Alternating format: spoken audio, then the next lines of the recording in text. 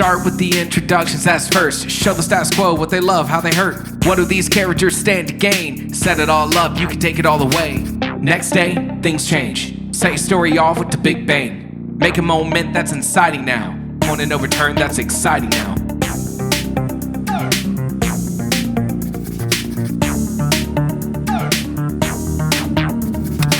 We got a lot left to do. I know this part may be scaring you. Some people say that it's fun and games, but Act 2 make or break, make you turn the page. Calm down, smaller parts. Turn Act 2 into 3 shorter arcs. Intro, kick, off, crisis, climax. You see it's being done since a baby with the Betamax.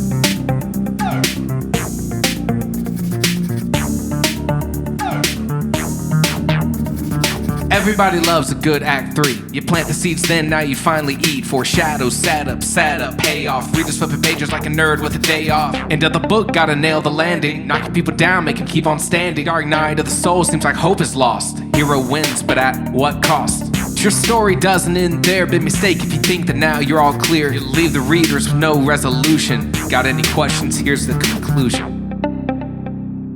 You got a lot to learn. You're lucky I'm here. We out.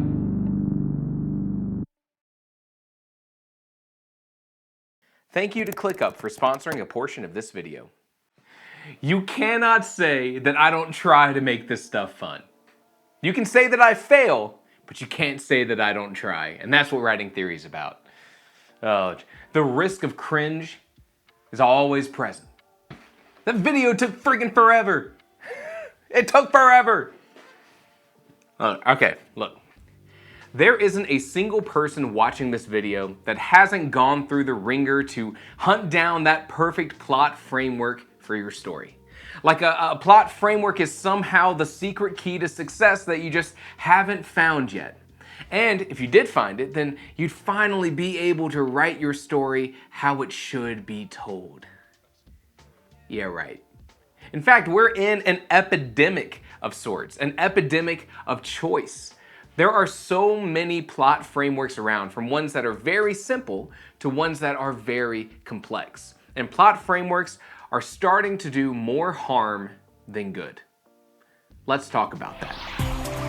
Nope, that's copyrighted DMCA coming my way. Wrong show, my bad. This is writing theory, not any other show. Let's get back to the point. Let's start when you're in the early stages of planning your story. It's here that a lot of writers tend to try to nail down their setting and their characters, maybe their themes, and prepare to write. And one of the last steps here is to corral this idea for your story into a plot framework. If you're in the midst of planning your story, make sure that you have the tools for the job. And thankfully, this part of the video is sponsored by ClickUp. I receive a lot of emails for sponsorships, and I turn a lot of them away. But when ClickUp reached out, I knew that this was a product that could bring value to my audience. I come from a background of working in tech, and project management tools by ClickUp could be really valuable for writers. ClickUp is a free organization tool with an insane amount of features, and writers can get a lot out of it. So let's face it, writing is a long process, and any bit of disorganization in that process makes it that much harder to finish a book. ClickUp solves this with a ton of great writing-focused features that are easy to learn and quick to pick up. Start planning a book and use their whiteboard feature to get all of your details in one place. You can brainstorm the characters and the plot of your story without any limits. There's even a wiki feature so that you can track different elements of your story in detail. And the coolest part is that you can link those wiki pages from anywhere else in your ClickUp project. If you're past the planning stage, then ClickUp can be your one-stop shop for beta reading. You can track each chapter of your novel using ClickUp's board. Easy no-code automation means you can even email your beta readers anytime a new chapter is ready for their feedback. Plus, there's just something so satisfying about marking something like this as finally complete, and ClickUp helps you get there. I'm exploring the ClickUp features right now for beta reading. This is where I can work with my beta readers, I can move chapters around, I can get feedback, and I can make it really easy for them to come into my ClickUp project and see what's happening. Like I said, I come from a background using these kind of organization tools professionally, so it's really awesome to finally have something that's that quality of some sort of enterprise level software for just me, for free. ClickUp helps you get more done than 99% of people. Use the link tryclickup.co/writingtheory to try ClickUp for free with no credit card information required. It's a common misconception that a plot framework is there to help you plan your story out beat by beat. That's not the case. Even those really detailed plot frameworks like Hero's Journey or Save the Cat are not there for you to go through and plan your story from scratch using these beats. Instead, you're supposed to figure out what kind of story you want to tell with the themes and the character arcs and the external plot.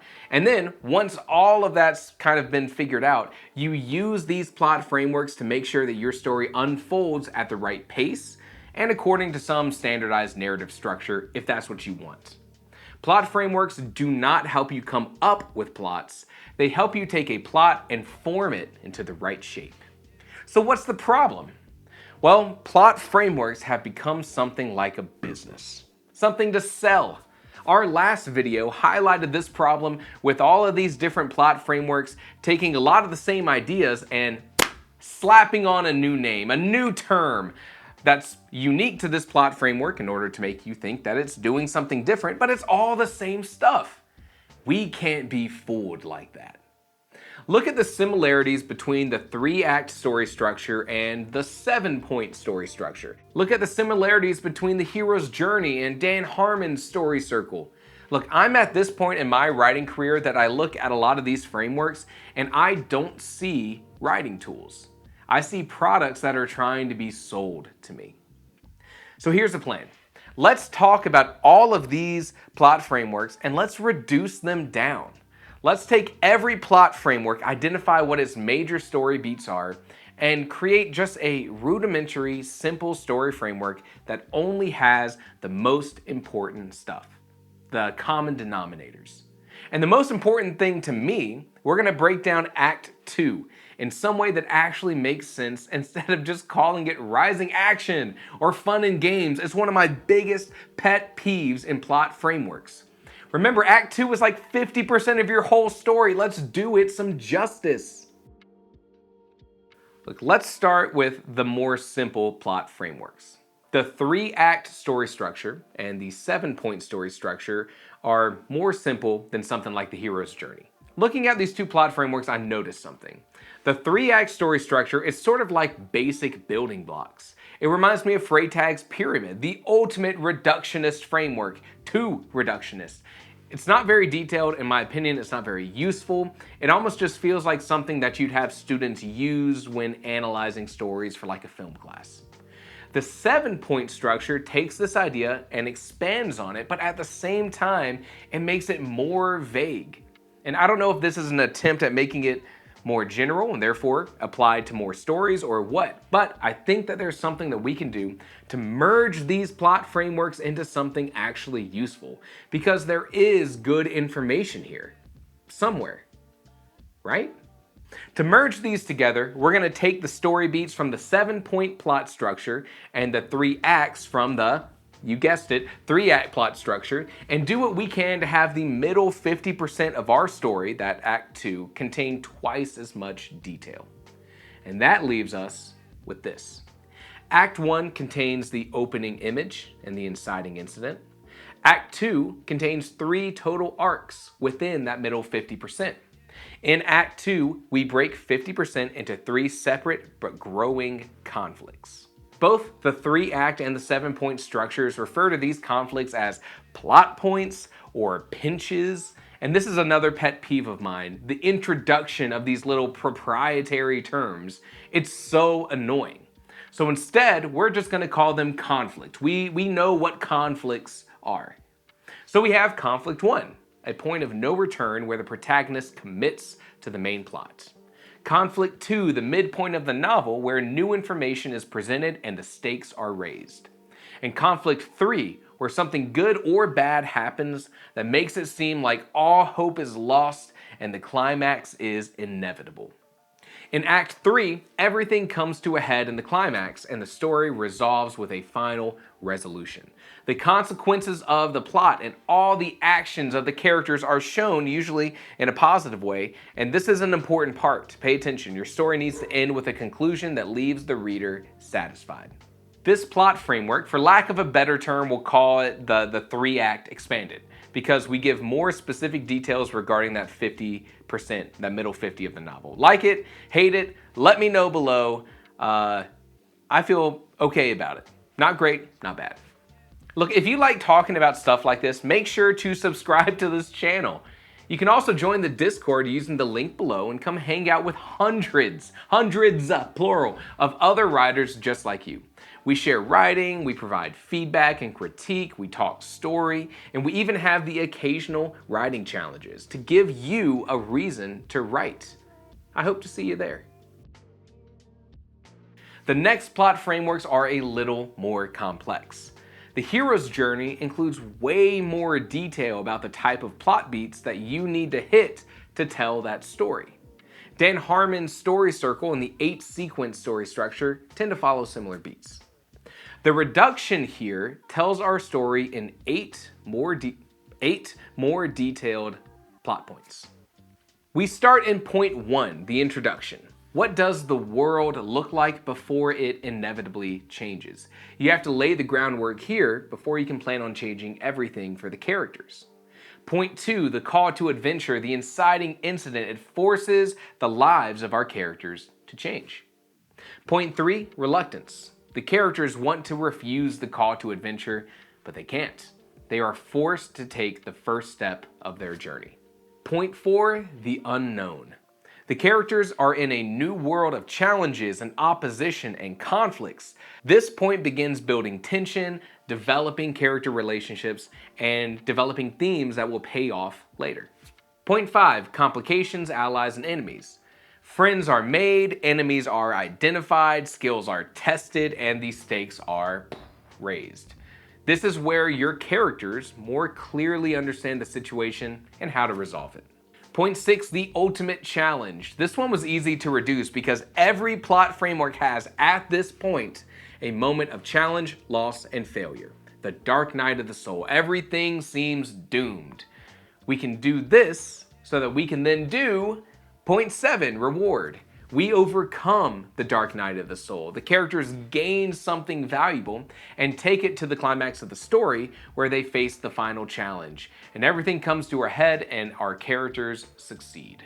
Point 8, resolution. The final image of the story. It shows the characters now changed through their journey and we see their new status quo and their new lives. We'll call this one the 8-act reduced framework. 8-point reduced framework? The name doesn't matter, I'm just talking. Do you think that this is a better or worse approach to the frameworks that we already looked at? Is it more of the same? Does it help you understand storytelling better, or does it confuse you? Let me know below.